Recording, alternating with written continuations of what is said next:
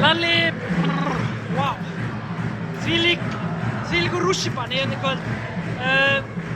Ömurlegt að tapa alltaf, en er þetta erfiðara? Sko, ég ætla ekki að láta til þarna eitt svona skot í lokin sem að mér fannst mjög vafasamt að væri karfa, ráða því hvernig mér líður.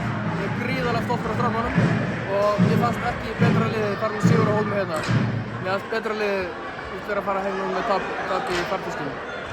Er þetta bara þessi típiska datt þeim megin eða hvað? Hvað var svona, fyrir utan alltaf síðasta skotin, hvað var svona deciding faktorinn í kvöld sem að... Rauninni ekki neitt sko, ég meina þetta var bara, þetta var bara eitt stig. Þannig að þetta var bara gríðarlega baráttu á báðum liðum. Bæði lið að gera, bara fullt af mistökum og bæði lið að bæta fyrir það með gríðarlegri baráttu frákostum og þannig að það var ekki eitthvað eitt sem bara réði úrslitin fannst mér. Já, það var bara frábær leikur og tveimur frábæra liðum. Já, það er erfitt að segja að það var eitthvað eitt sem réði úrslitin og það var bara eitt stig eftir Frammanning.